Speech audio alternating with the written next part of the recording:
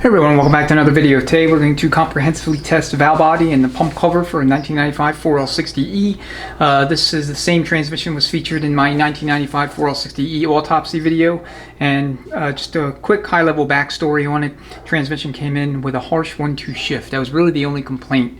Everything else worked just fine. Downshifts were normal. 2-3 and 3-4 upshifts were normal. It's just a harsh 1-2 shift.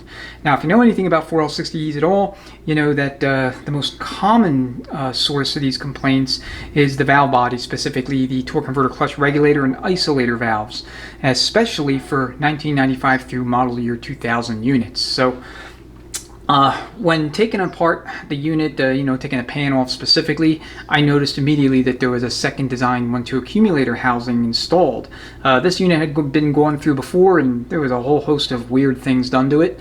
So if you want the details and the full breakdown on that, just check out the autopsy video. But long story short, if you install a second design 1-2 accumulator housing, and that's the housing that has the two springs inboard of the piston where the piston faces the spacer plate, into a 700R4 or an early 4L60E that originally took a first design housing, which is where the piston is inboard and then the spring is what makes contact with the spacer plate, then it is likely you're going to have relatively abrupt 1-2 shifts. The hydraulics for that circuit changed a little bit between 95 and 96, hence the movement to a different design 1-2 accumulator housing. So anyway, we're going to test the valve body for obvious reasons, right? We want to make sure it's okay, it's healthy, it's serviceable, and if there's any impairment, we want to be able to remediate that in some way, shape, or form. We don't want going back on the road on already worn out to the point where it's just going to create a comeback scenario for us. But specifically, I want to see if the torque converter clutch regulator valve, which is right here, has any culpability in this harsh 1-2 shift complaint. Alright, so let me go over real quick what you see in front of you, in case you're not familiar with the Sonnax vacuum test equipment or these test plates that they make for certain transmissions.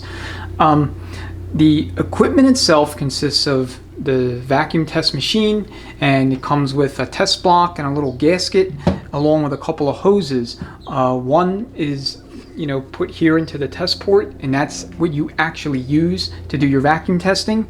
And then you have another hose which it connects to the pump fitting and valve, and that goes out to your air pump. And the air pumps don't come with this test stuff. I mean, you just buy that separately, and Harbor Freight or Home Depot or wherever you get your general hardware, you can buy an air pump there. The test plates will come with the plate itself, and the plate consists of a membrane style gasket, and that is what forms the seal between the plate and the casting. And then they also give you some hardware to align all of your test ports with those in the specific locations that Sonnax has you test in the valve body itself. And what I've done is, in addition to the port designators, I've actually written in what circuit you're testing in that particular location. So if you can't read my chicken scratch, that's okay. As we're going through the test, I will call out each of these valve trains and let you know exactly what we're testing.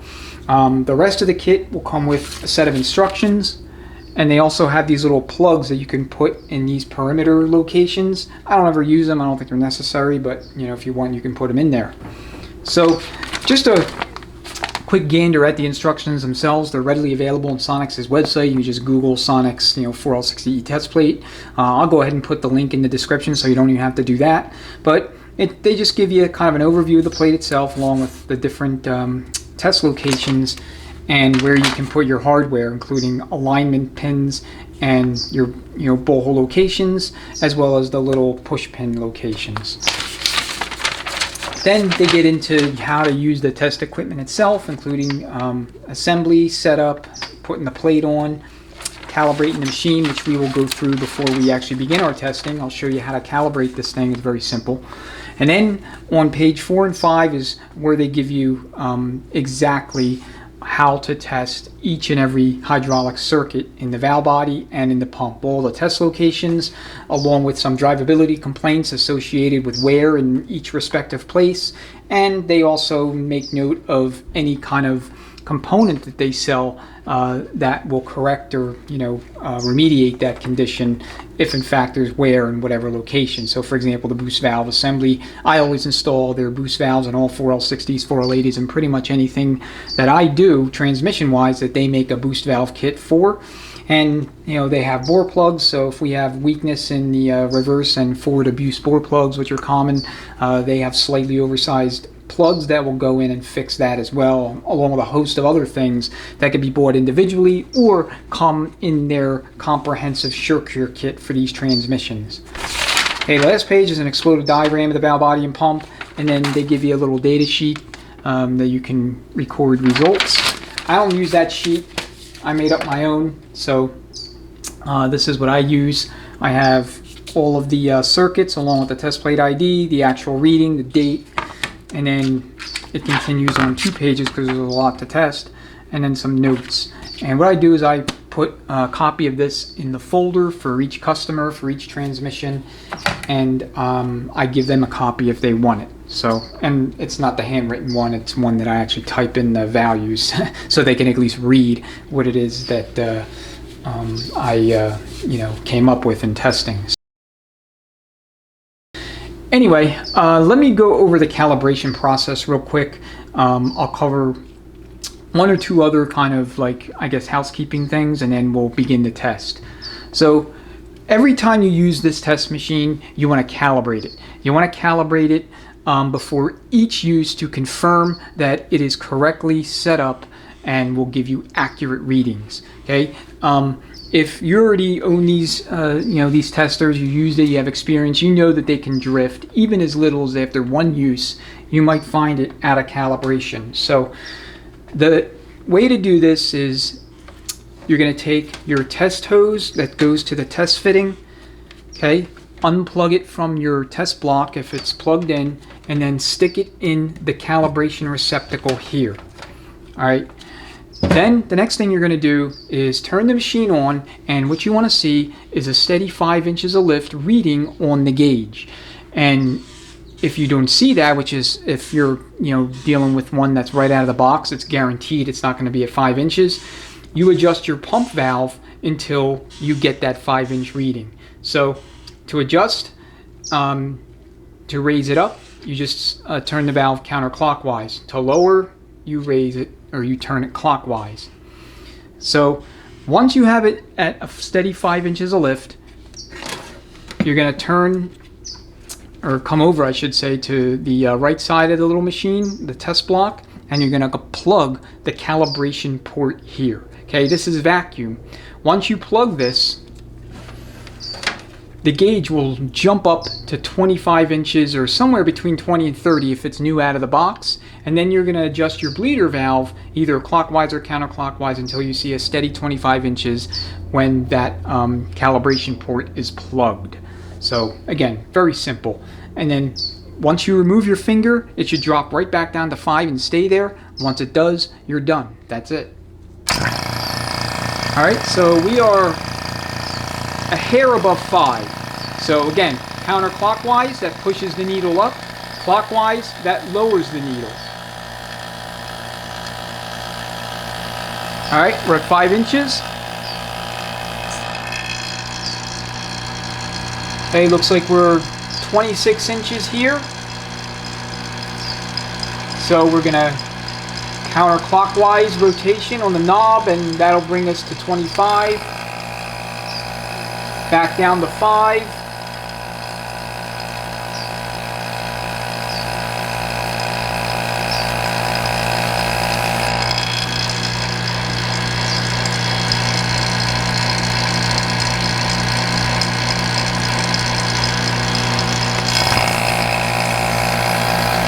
All right, now it is in perfect calibration and ready for use. All right, so these bolt heads are all 7/16, but you don't need a ratchet and a socket. In fact, you don't want that. You might accidentally crack the plate if you're, a gorilla with it. So you just hand tighten it, and you got wing nuts on the other side, okay? So I assembled this valve body completely stock. What came out of it is what went back into it. And I do all my testing on clean valve bodies, and I assemble all of them with WD-40. I don't like to do testing on dirty valve bodies, well, for a couple of reasons. One, I don't want to dirty my plate, and two, I don't want any kind of gunk or, sludge or whatever else might be in the valve body from a transmission that literally just came in after being wrecked or being, full of burnt clutch material and whatnot, to potentially throw off my readings. Okay, I used to test them dirty, but I stopped doing it because I realized that when I started to test them dirty and clean, I would see pretty big variances in the results, especially in the TCC and AFL circuit, between dirty and clean testing. So I decided I'm going to test them clean, and that'll kind of serve as I guess a basis for what I might need to do next. All right, let me talk real quick, because this is a 95. I want to talk real quick about the 3-2 control valve train. So in 1995 was kind of an odd year. It was a changeover year because GM was in the process of introducing pulse width modulation to the torque converter clutch apply strategy, and they also were transitioning away from the pulse width modulated 3-2 apply strategy for the 3-2 control valve and solenoid. So that necessitated some changes from 1994 through 1995 and 1996. So in 1993-94, you had no pulse width modulation for torque converter clutch apply. All you had was on-off, and that was it. 95, they introduced PWM. All right, the PWM bore, which is going to be over here. All right, that was empty for 93-94. In 95, it took a PWM solenoid. In 1996, GM made some changes. So they slightly tweaked the PWM a little bit, but nothing overly substantial. In fact, the change is largely immaterial. You'd be hard pressed to see a difference. So I would say consider that 95 to 96 transition, no change at all insofar as torque converter is concerned. The hydraulics, the apply strategy. In 1996, they completely changed the 3-2 control valve lineup and the solenoid. They went from what is considered to be a pulse width modulated apply, which consisted of a valve and 2 springs, and a solenoid with a impedance range of between 10 and 15 ohms, to an on-off style strategy where they completely changed the bore in terms of the shaping or dimensions, went to an anodized valve that is completely different than the valve that's in these 93 to 95 units, and a different spring, a single spring setup, and the spring is brown. I mean, again, if you're familiar with these units at all, you know what I'm talking about. Where I'm going with this is that when you're working on a unit of this vintage, you want to be real careful about mixing and matching parts.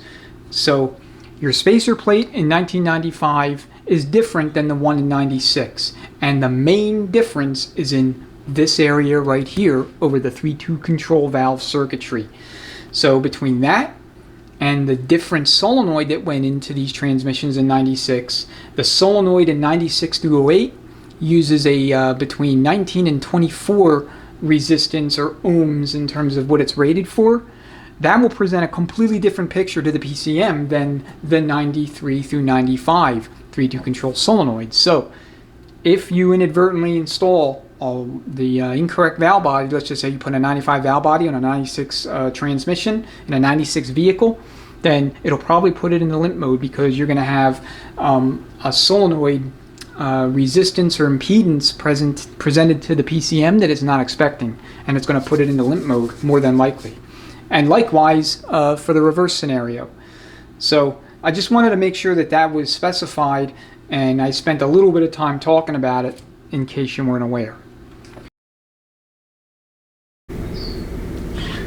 All right, so I'm going to start on the upper left with the 3-2 control valve. 202C, which is the 3-2 control valve signal oil, that only applies to 96 through 08. So if we test it here for a 95, owing to the different design, you're not going to get any reading, so it'll be 0 vacuum. And then we'll kind of work our way across, and then back over to this side, and start here and work our way across. So, you know, pretty straightforward.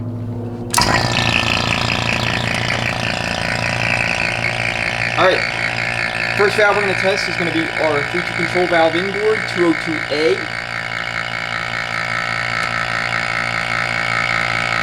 So 15 to 20 inches of lift. It's actually giving us 22 and a half maybe.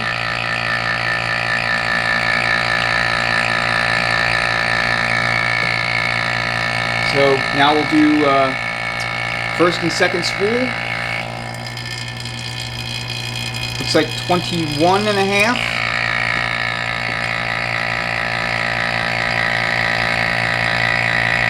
Alright, the manual valve is not tested, so it's not in the valve body, it's just sitting on the bench. Okay, now we're going to go and test our reversed abuse valve train. So we have the bore plug, and then we have the inboard position of the valve itself.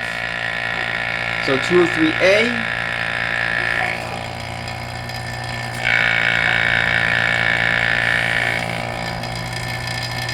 It looks like 15 and a half.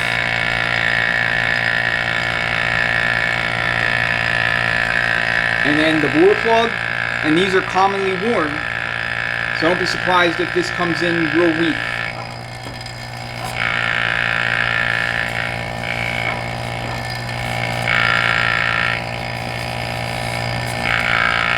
And I'm having trouble getting my grip on it.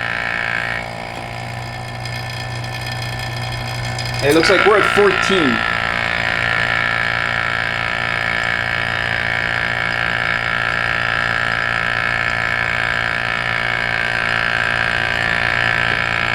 Alright, now we'll do the 3-4 shift valve. So we have an inboard and an outboard location.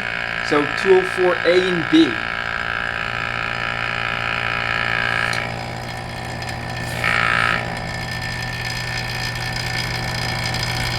I'm going to call that 16.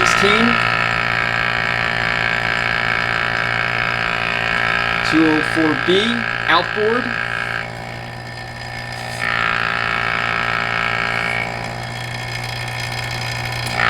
15, pretty good.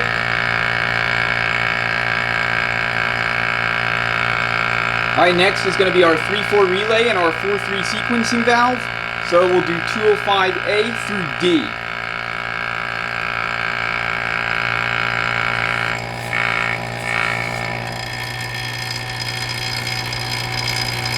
I'm going to call that 17. So that was 205A. So 3-4 relay inboard.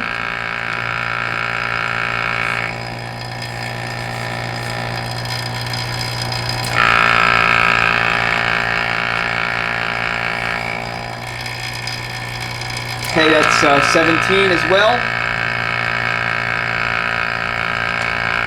Okay, 3-4 relay, middle spool.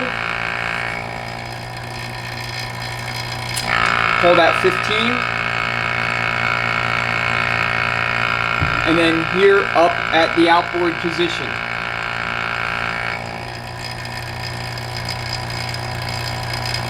Looks like 13 and a half, 13 and a quarter, so I'm going to call it 13. Alright, torque rotor clutch regulator. We'll find out here if this valve train had any role in that harsh 1-2 shift that the customer was concerned about. So we'll do inboard. Yeah, that's giving us 21. That's actually very healthy.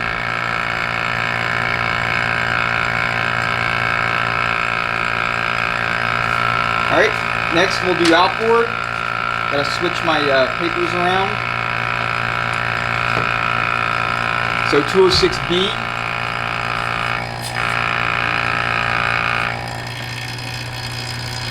That's giving us 20. Again, very good. So we can pretty much rule out the TCC regulator valve as being a contributory factor in the harsh 1-2 shift. So So now we'll do the actuator feed limit valve. This can also cause late harsh shifting, especially at 1-2 if it's real weak, if it's not sealing well at all.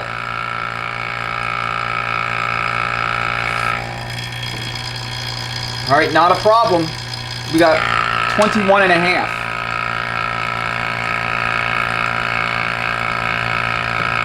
All right, now we're gonna come over to the shift solenoid side of the valve body, and we'll start with the forward abuse bore plug. There is a position here for testing the forward abuse inboard spool. For whatever reason, there's no hole in the plate, so the inboard spool is this channel right here. I'll see if I can test it with the test block after I remove the plate. But we'll do the bore plug, and then actually start with the low overrun valve, that's 211B. 16.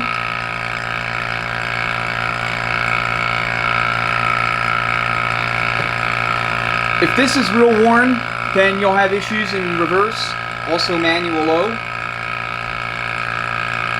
Forward abuse, the bore plug. That's 14.5. That's not too bad, but I'd like to see it a little bit more than that. 14.5 on a plug is considered weak. On a working valve, it's borderline okay, but I'm going to put a Sonnax bore plug in here. They're generally oversized, and that should raise this up to about 18 or 19 or so.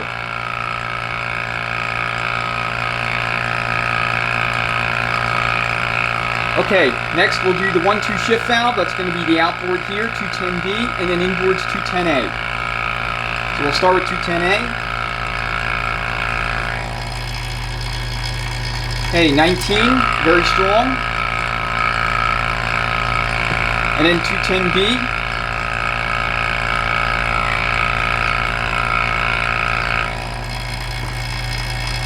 It's like 16, also acceptable. May have been a little bit more than that, but this thing was kind of moving on me.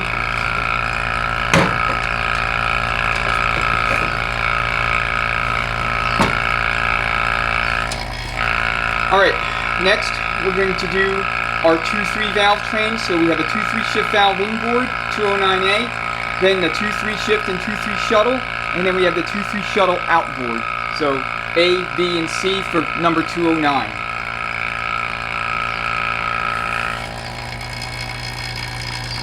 Okay, that's giving us 20.5.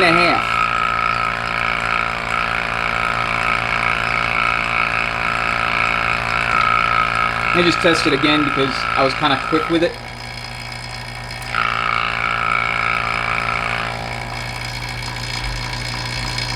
Okay, 20.5. Alright, 209B. It's giving us 17. And then 209C outboard.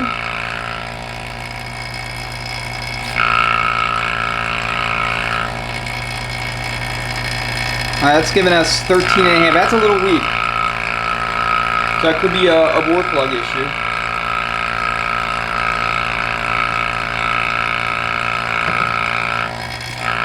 Alright, now we're going to go ahead and test the accumulator valve. If this is worn, you can also have erratic 1-2 shifting.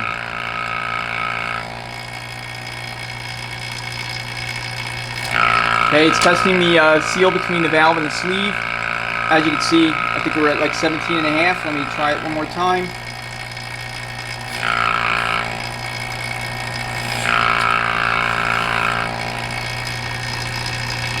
It's actually 18. So we're good there.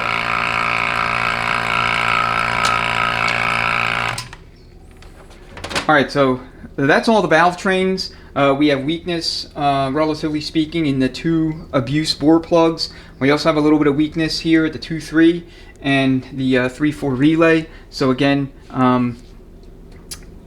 this, I'll see what I could do if I can put in another shuttle valve. Maybe it's a little bit bigger and raise that up a bit, but there wasn't any complaint whatsoever in the 3-4s, and when I took the transmission apart, the 3-4s had normal wear to them. You know, the normal amount of heat generated by you know, what goes on in that 3-4 clutch pack. It's a lot of shifting. It's working constantly, coming on and off. So this might be okay again for a stock application. So now we're going to get the pump cover stator over here, and we're going to test these locations. So 2 on the converter clutch control valve, then you have the boost circuit and the pressure regulator valve circuit.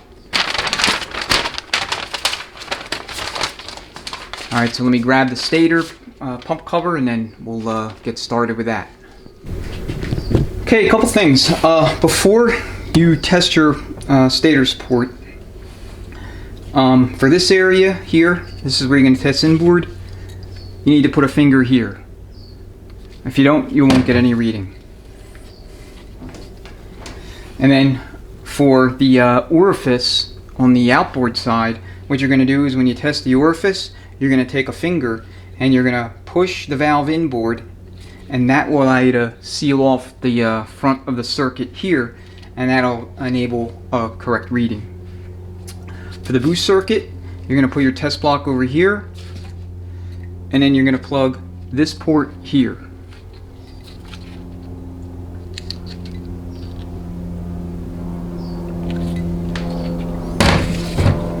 Okay, so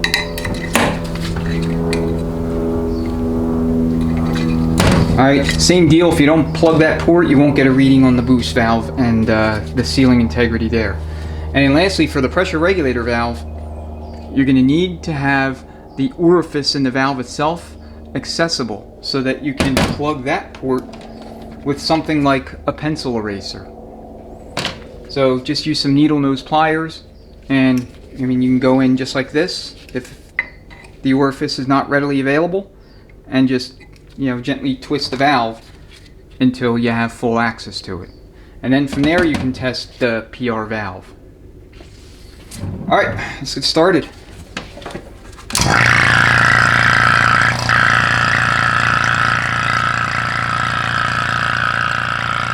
Alright, TCC control valve inboard. Plugging the hole, 19.5. So that's what happens when you take your finger off the hole.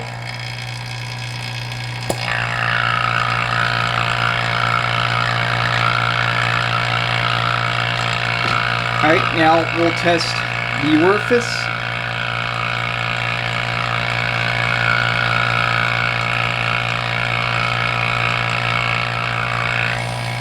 Alright, so if you don't push the valve inboard, you're only going to get a partial reading. So we have 10 inches. Now we're going to seal the bore off and push the valve inboard.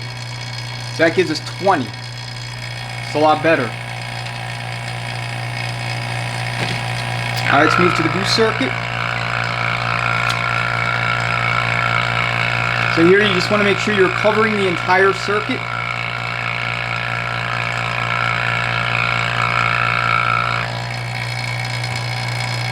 Alright, we're getting 13.5. That's not too bad for a 1995 factory valve and sleeve.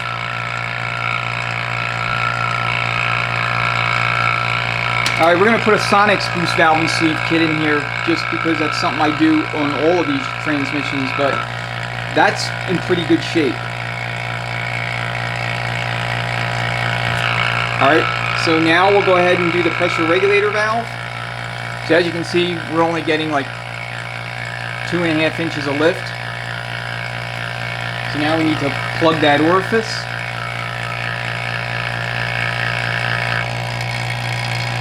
And that's giving us 10.5.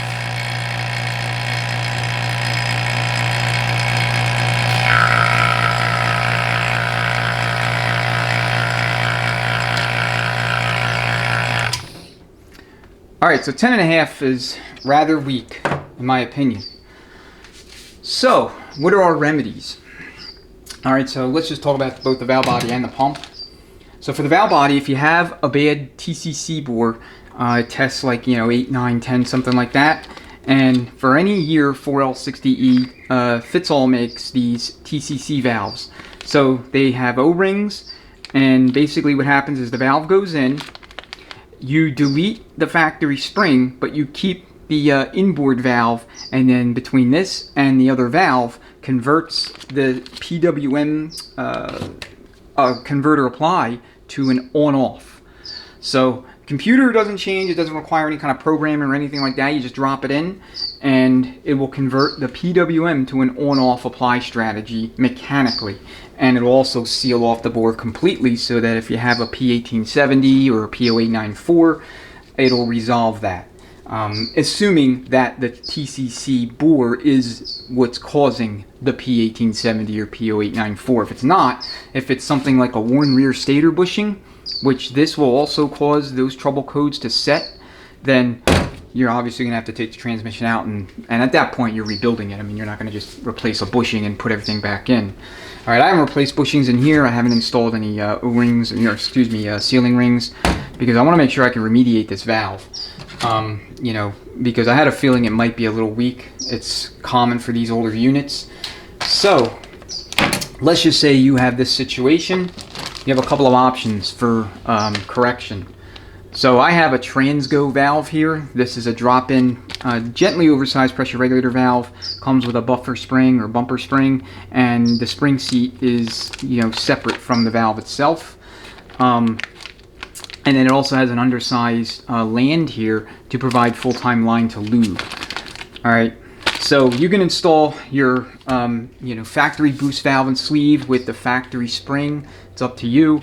Or you can run springs from Transgo shift kit if you're running one of those, or Sonnax's boost valve kit. So some will come with springs, some won't. I usually just use the stock spring. It's more than sufficient for factory applications. And then I will install the O-ring boost valve and sleeve from Sonnax. So this is the early design, or first design. In 2006 or 2007 they went to a second design that was a little bit shorter. And if you run the Sonnax 4L60E performance pack, it's a 4L60E HP1 or something like that. They're only going to include the second design boost valve in there, but they will give you a spacer that will allow you to run that second design valve assembly in an earlier 4L60E that would otherwise take a first design. So anyway, let me go ahead and swap the stock valve out and see if the Transgo valve gives us a little bit better result. I want to see, like, ideally 15 inches here before I'm going to pronounce this good. Okay, so we have our repair valves. We have the fits-all valve that you saw a little bit earlier, but we now also have a couple of bore plugs for the forward and abuse reverse positions. And then I also picked up some external bore plugs, or end plugs, that are O-ringed, and these are Sonnax as well. And these are primarily designed to go in the 3-4 relay 4-3 sequence location, the 3-4 shift valve, and the converter clutch regulator valve. So we won't need it for the TCC valve, the fits-all valve. This is the end plug. It's integrated into the valve's design. So I'm going to use it on the 3-4 relay valve and see if that makes a difference in the the sealing integrity of that location. Okay, so let me go ahead and install these bore plugs, swap out the stock ones, and then we'll retest these three areas here. I mean, I guess I could test the TCC valve itself too, but we'll definitely want to see if we've made any improvements in the sealing of the bore plugs for the forward and the reverse abuse positions. Alright, we have all of our repair valves and or plugs installed, so now we're going to go ahead and retest the 4 areas where there was concern or weakness. Well, I guess technically 3. I mean, the TCC valve was fine, but like I said, I prefer to convert all of the PWMs to on-off, especially for these 95 to 2000 units. So we have the forward abuse bore plug, the reverse abuse bore plug, and then we're also going to retest the 3-4 relay outboard at 205D. And then I'll also, to make sure that I didn't screw anything up, I will also test the TCC inboard and outboard.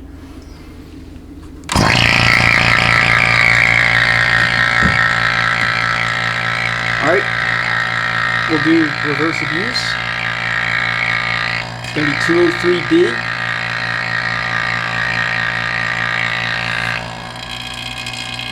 Okay, so we're at 21 and a half.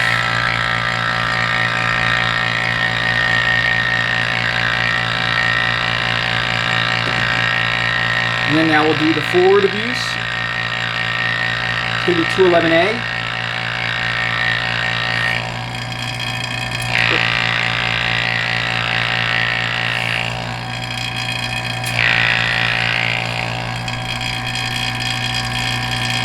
Alright, that's better at 19.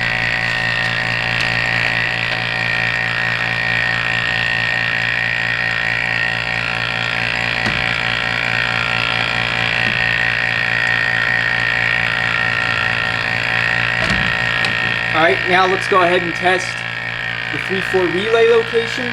It's going to be 205D. Okay, we had 13 inches of lift last time. Let's see what we have now.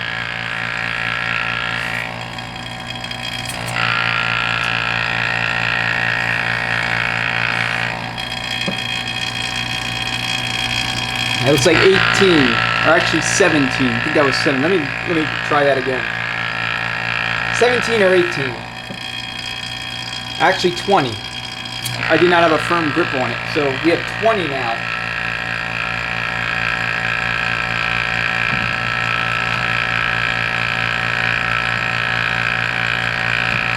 And then now I'm just going to test the inboard and outboard for the torque converter clutch regulator valve. So 206A is inboard, 20 and a half outboard,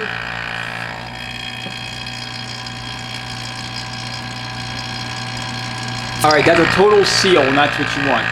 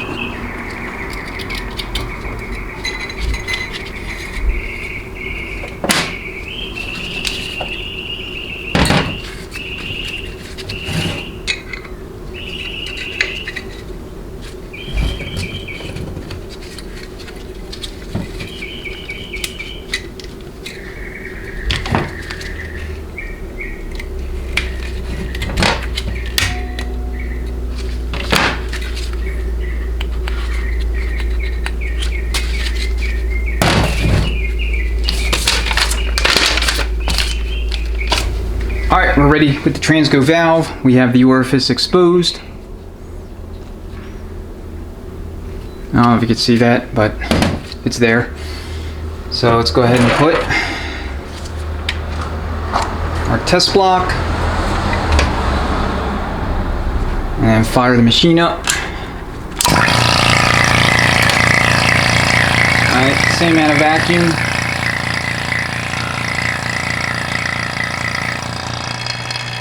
Okay, much better, 15 inches, and that's dry.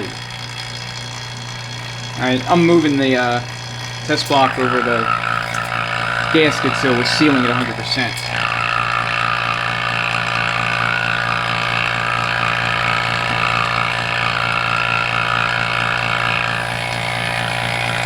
Alright, it's got our partial vacuum.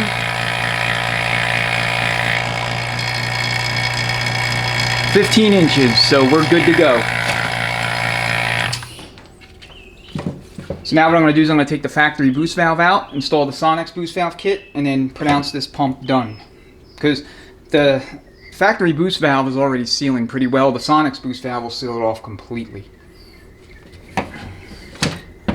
And then I'll spray a little bit of WD-40 in there for lubrication, so that we have no, kind of dry starts.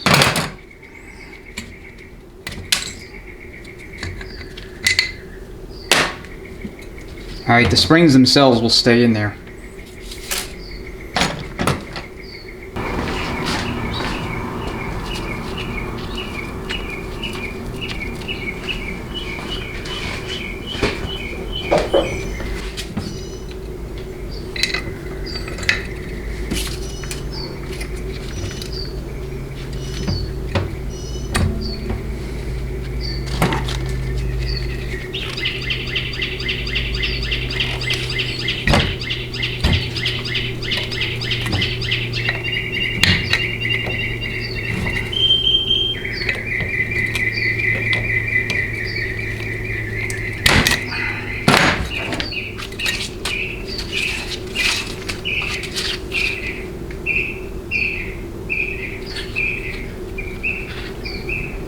Alright, so now we're going to go ahead and retest the boost circuit. And the main reason we're doing that is just to make sure we didn't cut an O-ring or something. The diameter of the Sonnax sleeves is exactly the same as the factory sleeves. So worst case, even if you did and you don't have this test equipment, you're still going to have better sealing integrity than if you stuck with the factory valve. Alright, plug our hole.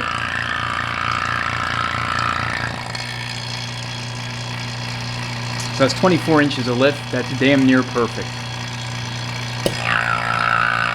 So that's why I like to install these. I mean, they seal off the bore 100%. Alright, let's go ahead and summarize the results real quick. So we had weakness in the reverse boost valve plug. We had only 14 inches of lift, and like I said, for a plug that's fairly weak. For a working valve, that would be okay. Borderline okay, but still passable for a stock application. But we installed our Sonnax replacement bore plug, and that gives us 21.5 inches, which is much better. So, in the 3/4 relay, we had weakness in the outboard spool location at 13 inches.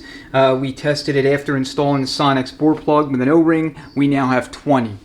So, market improvement there. Now we have the forward abuse plug. We had 14.5 inches of lift. So we put the Sonnax plug in there. That gave us 19. And then we also upgraded the torque converter clutch.